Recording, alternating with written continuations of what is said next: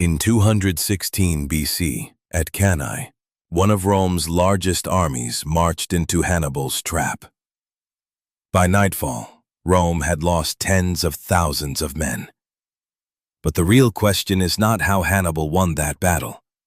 The real question is why a commander who crushed Roman armies, crossed the Alps, and pushed the Republic to the edge of disaster, still lost the war.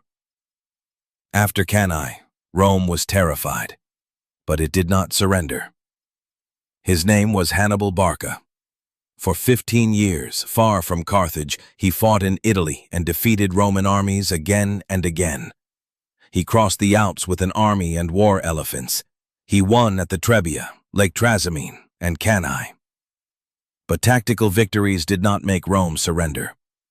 This is not only the story of one of antiquity's greatest commanders, it is the story of why genius on a battlefield can lose to a state capable of surviving disaster.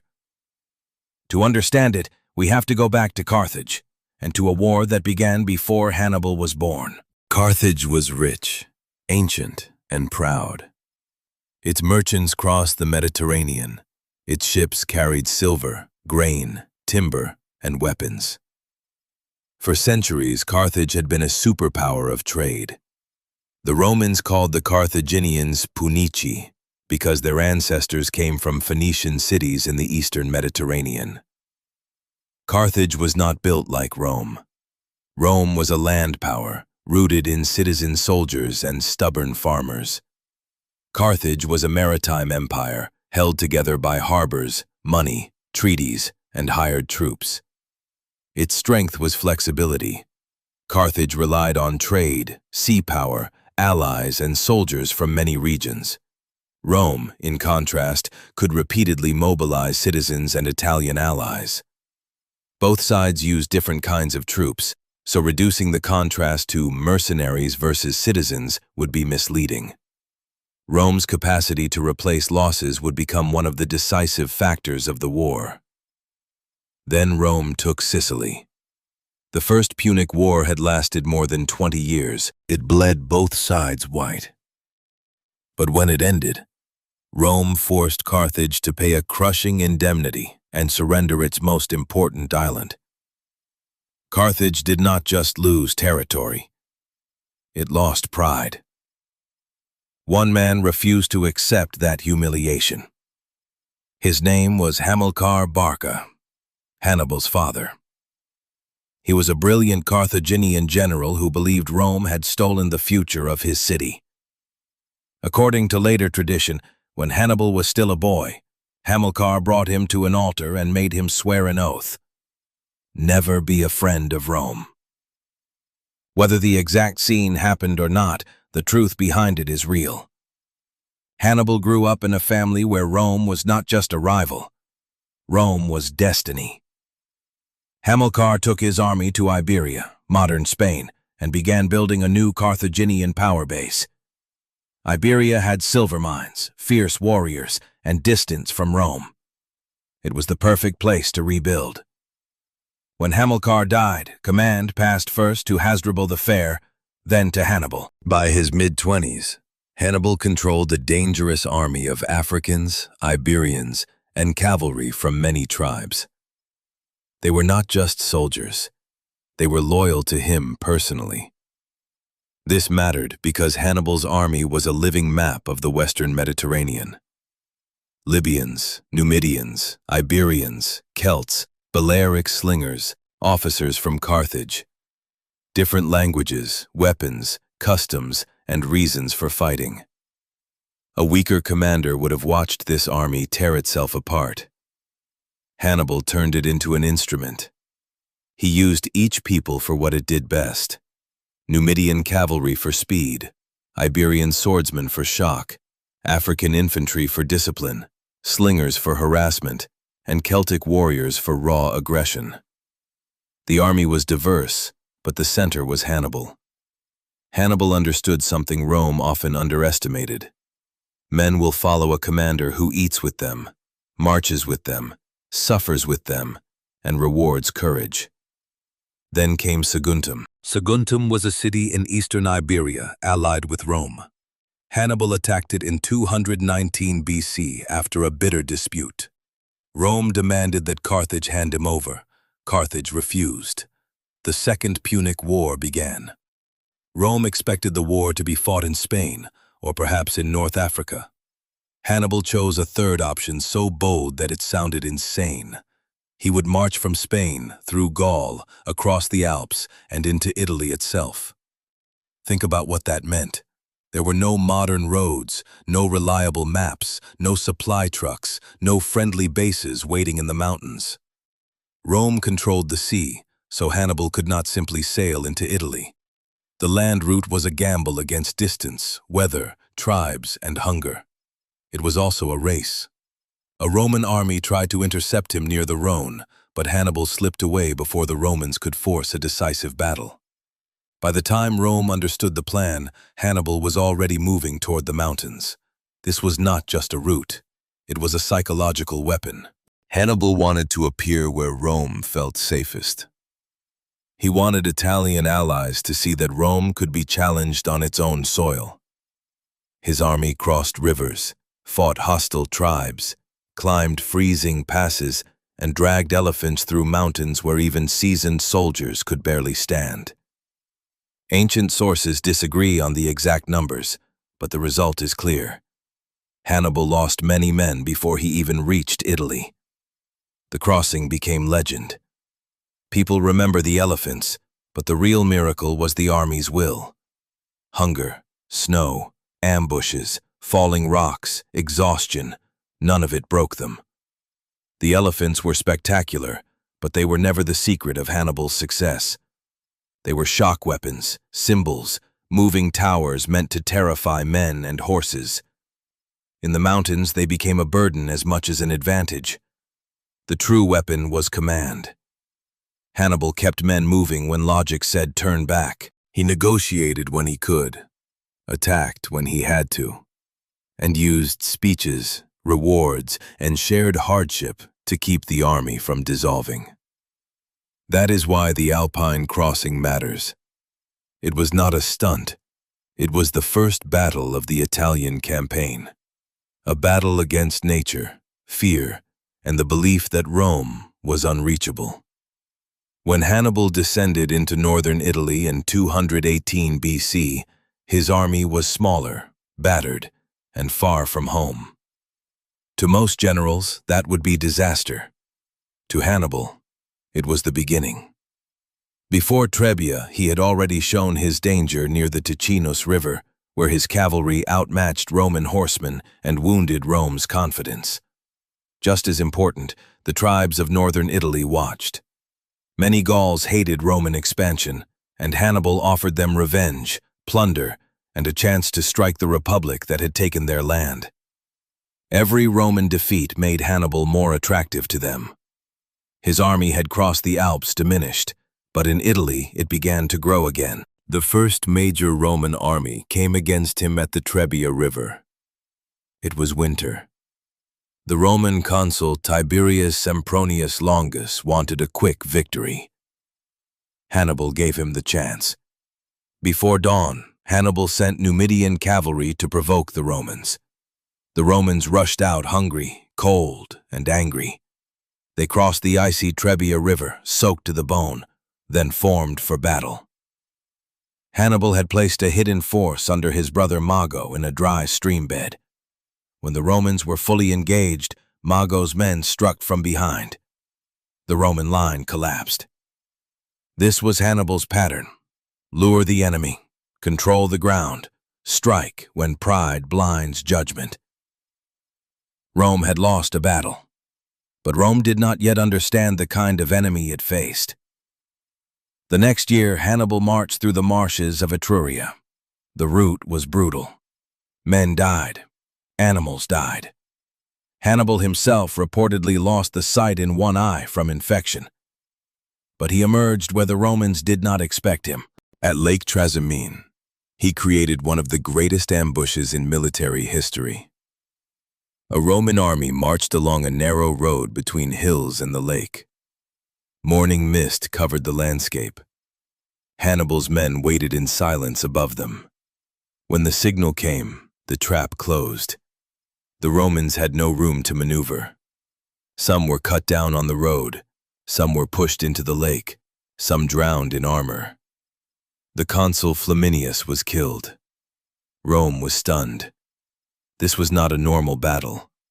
This was a whole army swallowed by the landscape. After Trasimene, panic reached the city. Hannibal was in Italy. Roman armies were being destroyed. The old confidence cracked. Then Rome found the one man willing to do the unpopular thing. Quintus Fabius Maximus understood that fighting Hannibal on Hannibal's terms was suicide. So he refused battle. He shadowed Hannibal, harassed foragers, cut off small detachments, and waited. Romans hated it. They called him slow. They called him a coward. But Fabius understood the truth. Hannibal needed decisive victories. Rome needed time.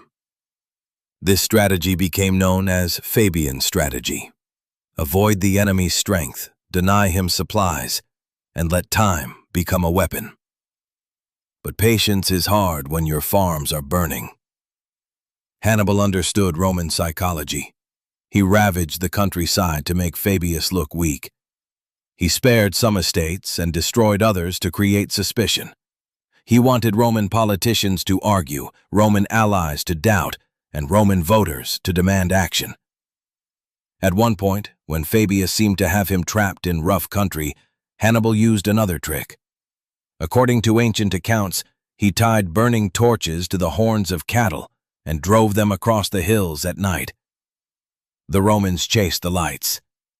Hannibal escaped. He was not only fighting armies, he was fighting nerves. In 216 BC, Rome abandoned caution. It raised one of the largest armies it had ever assembled and sent it to destroy Hannibal. Two consuls, Lucius Aemilius Paulus and Gaius Terentius Varro, shared command. They met Hannibal near the small town of Cannae. The Romans had numbers. Hannibal had a plan. He placed his weaker infantry in the center, arranged in a curved line bulging toward the Romans. His stronger African infantry stood on the wings. His cavalry waited on both flanks. When the Roman infantry advanced, Hannibal's center slowly bent backward. It looked like the Carthaginian line was breaking. The Romans pushed harder, deeper, tighter. That was exactly what Hannibal wanted. As the Roman mass surged forward, the African infantry on the sides turned inward. Hannibal's cavalry defeated the Roman cavalry, then attacked from the rear. The Romans were surrounded. Cannae was not just a victory, it was a masterpiece of destruction, the double envelopment, one of the most studied maneuvers in military history. Inside the pocket, numbers became a curse. The Romans had packed their infantry into a deep mass to smash through the center. Once surrounded, that depth turned into a prison. Men in the middle could not see the battlefield. Men at the edges were cut down first. Dust, heat, screams, and pressure turned order into panic. Some Romans reportedly died standing, crushed by their own comrades.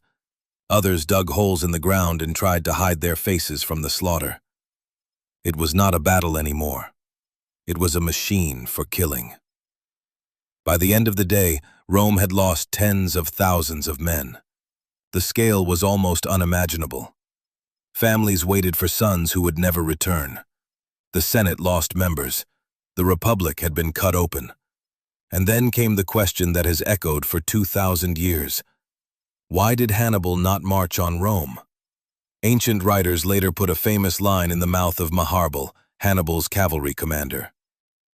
"You know how to win a victory, Hannibal, but not how to use one." It is a powerful line. But history is more complicated. Rome was not just a target on a map.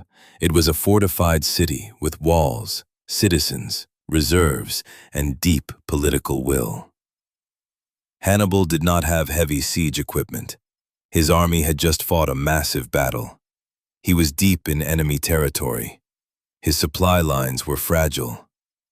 More importantly, Hannibal's strategy was not to burn every Roman stone. He wanted Rome's Italian allies to defect. If enough cities changed sides, Rome would be isolated and forced to negotiate. After Cannae, some allies did defect. Capua, one of Italy's greatest cities, joined Hannibal. Parts of southern Italy shifted. The shock was real. But the Roman alliance system did not collapse. That was the hidden strength of Rome. Many Italian communities had reasons to fear Rome, but they also had reasons to stay loyal. Citizenship rights for some, local privileges for others, shared enemies, trade, family connections, and the terrifying knowledge that Rome punished betrayal. Latin colonies held firm like nails driven across the map. Even after Cannae, many allies calculated that Rome might be wounded, but not dead. Hannibal had expected one huge victory to break the political architecture of Italy. Instead, he discovered that Rome was not a single wall. It was a network. That was Hannibal's great miscalculation. He understood battle better than almost anyone alive, but he underestimated the political strength of Rome. Rome did something extraordinary after Cannae. It did not surrender. It did not ask for peace. The Senate forbade public mourning from paralyzing the city. It raised new legions. It recruited younger men, older men, even slaves in desperate circumstances. It punished panic and rewarded endurance. Rome learned. It learned to separate emotion from strategy. It learned that one brilliant enemy could not be answered by one reckless charge. It learned to protect manpower, to rotate commanders, to pressure allies, and to make Hannibal spend time instead of blood. The Romans could be arrogant, brutal, and stubborn, but in this crisis, their stubbornness became a weapon. For the next years, Roman commanders avoided another Cannae. They attacked Hannibal's allies. They retook cities. They cut off supplies. They turned the war from one dramatic battlefield into a grinding contest of resources. Hannibal remained dangerous. He marched across Italy, won smaller victories, and kept Rome under pressure. But he could not force the final decision. Other fronts opened. Syracuse in Sicily joined the anti-Roman side and was eventually taken by Rome after a brutal siege. Philip V of Macedon made an alliance with Hannibal, but Rome contained the threat in Greece. Carthage sent some help, but never enough. Every year Hannibal stayed in Italy, he was a legend. And every year, his strategic position became harder. A general can win a battle with genius. To win a long war, he needs money, men, reinforcements, ports, allies, and a state strong enough to keep feeding the machine. Hannibal had brilliance. Rome had a system. The turning point came not in Italy, but far away. In Spain, Roman commanders fought to cut Carthage off from its silver and manpower. A young Roman named Publius Cornelius Scipio rose to command. He was bold, charismatic, and willing to learn from Hannibal himself. Scipio captured New Carthage in 209 BC, striking at the heart of Carthaginian power in Iberia. He won allies, trained flexible troops, and used speed as a weapon. Then he defeated Carthaginian armies in Spain with methods that would have looked familiar to Hannibal: deception, mobility, careful timing, and attacks against weak points rather than brute force alone. Scipio was not copying Hannibal blindly. He was doing something more dangerous. He was adapting Hannibal's lessons to the Roman system, combining imagination with the Republic's ability to replace losses. For the first time, Rome had produced a commander who could meet Hannibal on the level of ideas. Hannibal's brother Hasdrubal tried to bring reinforcements from Spain into Italy. If he joined Hannibal, Rome could face disaster again. But in 207 BC, Roman forces intercepted Hasdrubal at the Metaurus River. Hasdrubal was defeated and killed. His head was thrown into Hannibal's camp. Imagine that moment. Hannibal, undefeated in the greatest battles of the war, receiving the severed head of his brother, and understanding that the war was slipping away. He could still survive in Italy. He could still frighten Rome, but he could no longer win the war there. Scipio then made the move that changed everything. He invaded North Africa. For years, Hannibal had brought war to Rome's homeland. Now Rome brought war to Carthage's homeland. Carthage panicked and recalled Hannibal from Italy. After 15 years, he left the land he had terrorized. He returned not as a conqueror, but as the last hope of a frightened city. In 202 BC, Hannibal and Scipio met near Zama. It was the Battle of Two Minds, the greatest Carthaginian commander against the Roman who had studied his methods. Ancient tradition says Hannibal and Scipio met before the battle and spoke face to face. Whether every detail is true or not, the scene captures the drama perfectly. The old master of terror and the young Roman who had learned from him. Hannibal tried to negotiate. Scipio demanded terms Carthage could not accept. So the question had to be answered by soldiers. Hannibal had war elephants, infantry, and veterans. Scipio had disciplined legions and crucial Numidian cavalry under Massinissa. When the elephants charged, Scipio opened lanes in his formation. Some elephants passed through, others panicked. The shock weapon failed. The infantry battle was hard, but the decisive moment came from cavalry. Roman and Numidian horsemen returned to the battlefield and struck Hannibal's rear. For once, Hannibal was the one surrounded. At Zama, the pattern of Cannae came back against him. Carthage lost. The war ended. Rome imposed harsh terms. Ships surrendered, territory reduced, massive payments demanded, and Carthage forbidden to wage war without Roman permission. Hannibal had almost broken Rome. Instead, his war helped Rome become the dominant power of the Western Mediterranean. That is one of history's cruelest ironies. Hannibal exposed Rome's weaknesses, so Rome fixed them. He taught Rome the cost of bad command, so Rome promoted better commanders. He threatened Italy, so Rome learned to fight across seas and continents. The war that was meant to break the Republic became the furnace that hardened it into an empire. But Hannibal's story did not end at Zama. Back in Carthage, he became a political leader. He tried to reform finances, reduce corruption, and rebuild civic strength. That made him enemies among Carthaginian elites. It also made Rome nervous. Rome could defeat Hannibal in war, but it never stopped fearing him. Under pressure, Hannibal went into exile. He offered his experience to rulers who opposed Rome, including Antiochus III of the Seleucid Empire. But the world had changed. Rome's reach kept expanding. Finally, in Bithynia, Roman envoys demanded that Hannibal be handed over. The old general understood what was coming. He had spent his life refusing to kneel to Rome, so he took poison. Hannibal died far from Carthage, far from the Alps, far from Cannae, but Rome never forgot him. Why does Hannibal still fascinate us?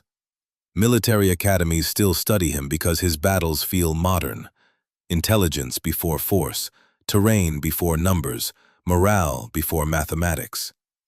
He understood that an army is not only men with weapons. It is fear, hunger, pride, rumor, fatigue, loyalty, and timing. He did not simply defeat enemies. He made them make the mistakes he needed. Because he represents the impossible commander, the man who looked at geography, numbers, weather, politics, and fear, and decided they were obstacles, not limits. He crossed mountains that should have stopped him. He beat armies larger than his own. He turned Roman aggression into Roman terror. He forced the most stubborn republic in the ancient world to change the way it fought. But his life also reveals a brutal lesson. Tactical genius can win battles, Strategic systems win wars. Hannibal could design the perfect trap at Cannae, but he could not make Rome surrender. He could inspire allies, but he could not fully break Rome's alliance network. He could survive in Italy for 15 years, but he could not replace the men and money Carthage failed to send. Rome's greatness was not that it never lost. Rome lost terribly. Rome's greatness was that it absorbed disaster, learned from it, and came back with another army. That is why the story of Hannibal is not just the story of a genius.